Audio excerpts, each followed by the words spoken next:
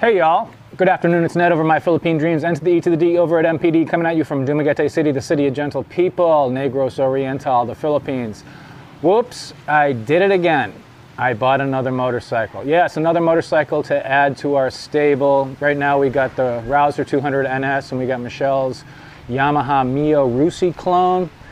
And after some time and after some experience, and after analyzing my riding habits, I actually got myself an automatic scooter. It's a Honda Click, and let's go check it out right now. It's over there, come on. All right, so this is the Honda Click that I purchased. It's a 125cc, it's an actual 125cc as opposed to the Honda Beat, which I was also seriously considering. The Honda Beat is a little bit smaller, it's got less horsepower. The Honda Beat has 8 horsepower, the Click has a little bit over 11 horsepower. And 3 horsepower might not seem like a difference, but when you're passing a sugarcane truck or trying to do something like that, it does make a difference. It's also got a little bit larger wheels. Unfortunately, only the front has disc brakes, the rear are drum brakes. It's fuel injected, and it gets about, both the Click and the Honda Beat get about 60 to 70 kilometers per liter, which comes out to about 120 to 130 miles per gallon.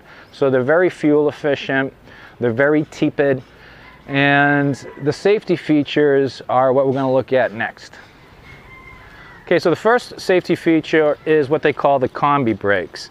Now with scooters and with motorcycles to a lesser extent, if you slam on the brakes, if something runs out in front of you, you slam on the brakes and you give it too much forward brake, you have a good chance of going ass over tea kettle, which is something that you want to avoid. So Honda came up with the combi brake system, and basically if it senses that you've jammed on the brakes, it's going to give 70% to the rear and only 30% to the front. It's not like a true ABS system, but at least it's something. All right, the final little safety feature that we're going to show is the automatic shutoff when the kickstand is down. If your side stand is down, you cannot start it, and if you're driving along and you push it down, the engine will cut out. It's pretty important to have it on this type of system on automatic scooters because the ground clearance compared to a full-size motorcycle isn't that great.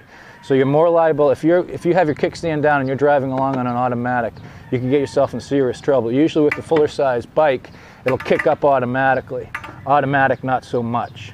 So this is a pretty good feature, I like that. A cool little feature that the Clicks and the Honda Beats have is this little shutter system for your ignition. So when you leave your bike, you just use this special little key here and you can open and close the ignition.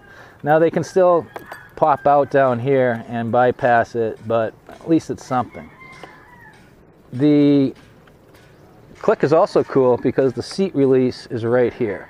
You actually got to have the key in, you put it up towards the seat, and you hit the button, and it opens up. And we'll take a look under the seat right now because it's pretty big. All right, so once you hit the button, you open up the seat, and it's pretty big. They call it the helmet in seat. You can actually fit a full-size helmet under the seat. You can put some groceries, all kinds of stuff that you're carrying around in there. It's pretty convenient. Also of note is the fuel tank in this. It's about 4.7 liters, which is pretty good, and you get some pretty good distance on it.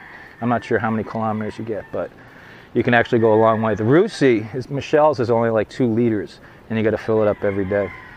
Okay, another thing that the Honda Beats and the Honda Clicks have going for it right now is what they call idling stop.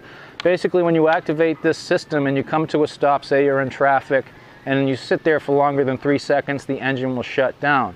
To go up again, to start it up again, you just give it a twist of the throttle and you are off. It's pretty cool, and it helps contribute to a cleaner environment and better fuel efficiency. I don't know if you can tell, but I just started the bike up. It's idling right now.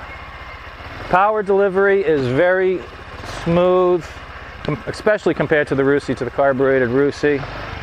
And it's pretty impressive. I told you about the pickup on it. It's got some pretty good power for its size. The power to weight ratio on this is a lot higher compared to the Honda Beat and the Yamaha YBR 125 that I had. The only thing it can't compare to is, of course, the Rouser 200 NS, whose power to weight ratio is about twice what this is.